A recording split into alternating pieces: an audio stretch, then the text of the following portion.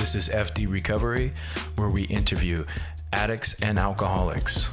Our aim is that through this podcast, we might help you on your journey of recovery.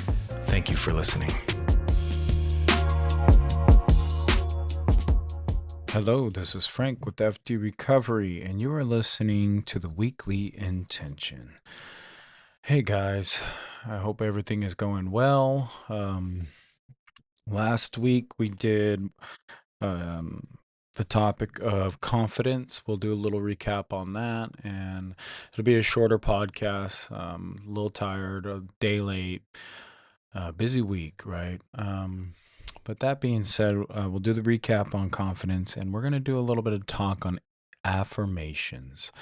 We've done self-talk in the past, right? And that's a whole bunch of stuff. But, just specifically on affirmations, I think I want to talk about, right? So we technically haven't done this one, but we've done it in a way of, self-talk. But more specifically, self-talk is associated more to a wide scope of things. But before we dive into that, we're going to recap on confidence, right? Doing my weekly stuff, my weekly meetings, and just, working it through the week and just trying to work on these spiritual principles, finding out a little bit about myself every single day, every single week, year after year in recovery. You just learn so much about yourself, and true confidence is, for me, it sits in the place of humility, right?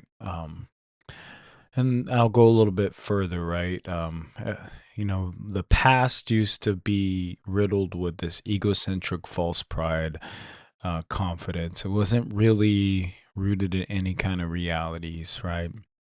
And here in my recovery, it's much different, where a lot of my confidence is rooted in trust, faith, in things that are very tangible, work that I put in, right? I lean on a lot of God and spirituality. So in that world, things tend to work out a lot better when I'm in my own will.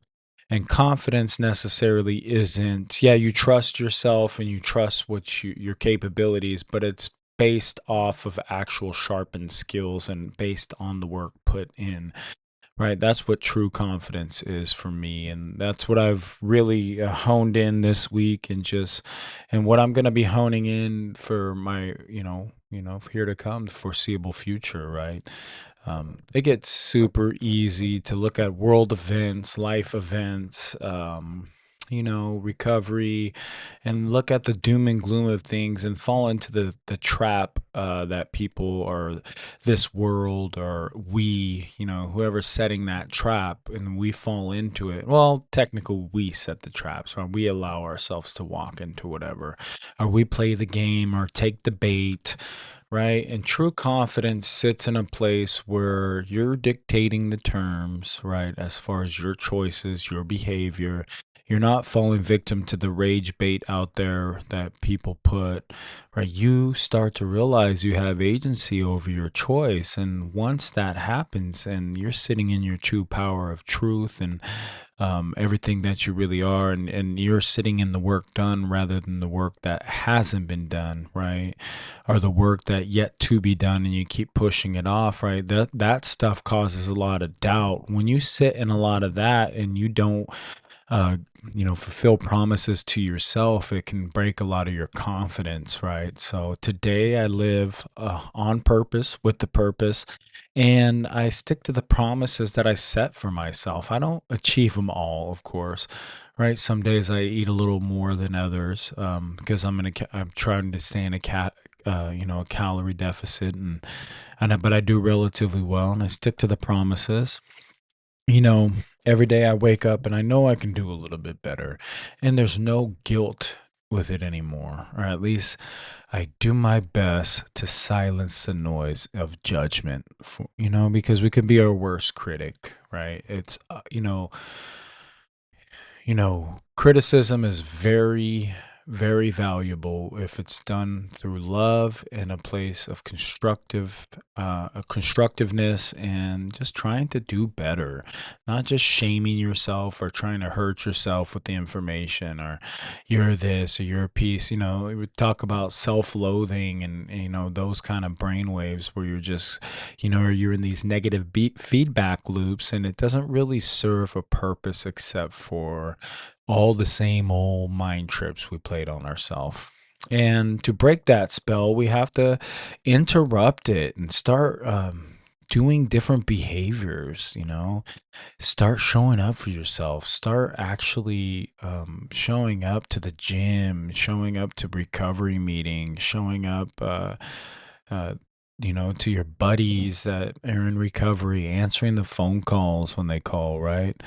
Showing up for your job, showing up, not missing the days when you're just being lazy and calling in, right? Or, just the different things that I found myself in the past, always falling into this, falling into this place where I know I can do better. And even though I talk myself into all this good stuff, it's like I never execute and I'm always procrastinating. And that story is a little different when it hits a little different when you start showing up for yourself and you stop making those excuses and you start saying, hey, I'm not gonna let myself down. And that's the most valuable relationship you have is with yourself. The biggest promise I recommend is you never break is the promises to yourself, because it's gonna eat at you. Whether you see it on a subconscious level or a very conscious level or whatever it's connected to, whether you see it fast, slow, or if it's real deep seated and you don't see it and take a lot of therapy or a lot of work to see it. Either way, I mean, you got to address the elephant in the room with all this procrastination and all this, because all that stuff brings doubt. When you do not live up to the promises that you make for yourself, or the goals you set for yourself, or the action plans you set for yourself, that eats away and chips away at your confidence over time. So I'm going to switch from confidence and we're going to start talking about affirmations. So my affirmations, which I shared in the past, is I love you. Please forgive me. Thank you. I can. I will. It is. Right. And just these simple things that you can incorporate into your life. And they don't have to be exactly what I'm saying here is I can, I will, it is. A lot of this victim mentality that we fall into is precursor, or is the end result, and the precursor is all the negative things we tell to ourselves about other people, just a negative headspace in general, right? The way you're talking to yourself, the way you're thinking about your reality, the information you're allowing to pass through your brain, all the media you watch, the books you read, the visuals you see, all the things. And I'm not talking about visuals like LSD. I'm talking about the TV screen, right? What we're pumping into our brain. That is very important. What information package are you downloading, right? So what's going on with all that? And that's important. You got to cleanse that. It doesn't matter whether you're whatever head trip you want to be on. I've learned if you want to take a spiritual approach to life and you want to maximize your spirituality as far as being beneficial to yourself and also others, it doesn't come with the fanatical mind. If you're going to get fanatical about the gym, get fanatical about meditation, about prayer, all these things that are net positive. Don't get fanatical about the stuff that's not going to feed you. Don't get fanatical about all these things that are vampire energy sucks, right? Don't get fanatical about girls. And if you're guy, or if you're a girl, don't get Don't get all caught up in the guy. Don't start worshiping politics. Don't start worshiping people.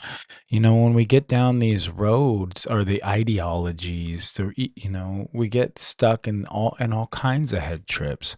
It's very important when you're working on yourself that you allow yourself the space to heal. And the important thing with healing is you have to practice the art of letting go, right? And in the conversation that you have with yourself and the things you repeat to yourself on a constant basis, they're pulling forward into the future, and they're literally manifesting your destiny, right? It's very important. The things you're repeating into your head, the things that you're constantly letting bat around in there, it's important, right? And the way we reprogram that is through affirmations. Write them every single day, state them every single day.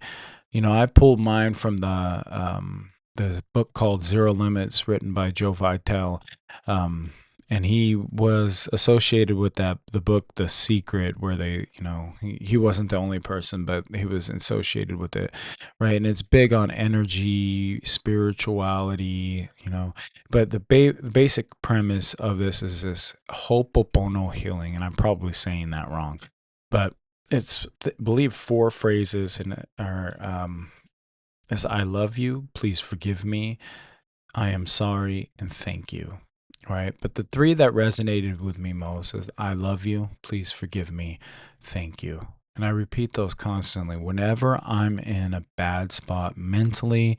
If I'm thinking crazy thoughts during a conversation with whoever it is, right? It could be my boss. It can be a person I'm attracted to, right? And because I don't want those thoughts in my head. I'm a married man, happily married, right? But we have to deal with the world of the flesh and the random, intrusive thoughts. And the person that I want to be doesn't want to be thinking about other people or other things in such a way that makes me feel like I'm out of character, right? So it's super important that I pay attention to these energetic cues inside myself that feel a little off. And when I start creating these narratives and conversations in my head, it's important that I do my best to interrupt them, right?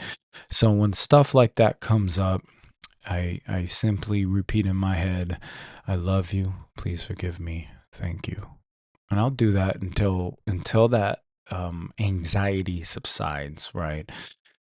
And I can't say I do it every single time, but I do it a lot, like an obnoxious amount. The reason why I say obnoxious, because if I was saying it out loud, which sometimes I do, but when I'm around people, I tend to not say it out loud because I don't want to be admitted, you know what I mean? People thinking I'm crazy, even though I know they know I am, right? We're all a little bit crazy, right? But the world's insane. So I love you, please forgive me, thank you. Those are my affirmations. And then when I'm also feeling a lot of it when I'm in the gym, right? I can, I will, it is. I can, I will, it is. When there's a hard task in front of me and I know that it's going to take some grit, it's going to take some measured effort as far as digging deep inside the tank, right? And then I might be on empty, right? Because we work a lot, we do a lot of things, family life, recovery. There's a lot of balls in the air, right? And I don't mean balls. I mean like juggle balls, so get your mind out of the gutter. And I digress. And I'm not very good at juggling either, so that's going to be a mess if I'm trying to do all that. So the reason why we stay focused and we stay on top of it, right? All these things that we got juggling is, we have to try to stay centered, and affirmations are the key to a lot of that, right? We talk about grateful lists when we first get in here. That's a form of affirmations, right? But living in gratitude is so important, right? So affirmations is just an expansion of that. Things that you want to, affirmations, I am strong, I am beautiful, I am worth it, I am worthy, Anything that you're struggling with and you trying to take a proactive approach on it to healing it, it's important you create these phrases in your mind, because I promise you, if you do not, something will be there regardless. The static will take control, and your preset default of negativity will always take hold. So it's important that we be intentional about our future, intentional about our spirit, our mind, everything, right? We have to be intentional about it, because something is going to come along and take that attention anyways. So it's very important that we take a proactive approach and create some agency towards it. So I think that's all I really have for this week. It's a very short podcast. I love you guys. I hope that this week goes beautifully for you. And this week is affirmations. I love you. Please forgive me. Thank you. I am beautiful. I am worthy. I am open-minded. Anything you got to do, right? Let's get there, guys. I know it's cheesy, especially starting off, but I learned that we have to learn to get uncomfortable. We have to do the things that we see as lame, cheesy, bogus, all those things. We got to step out of the comfort zone, because if we can't even be brave enough to be just a little bit embarrassed or just feel a little bit stupid, what's even stupid? What's even stupider? What's even more stupid is getting high or getting loaded, right? So then that's lame, right? I used to think I was cool getting high. And if you're out there still getting high, I don't mean to call you lame or stupid, but it is. So let's get these affirmations out this week.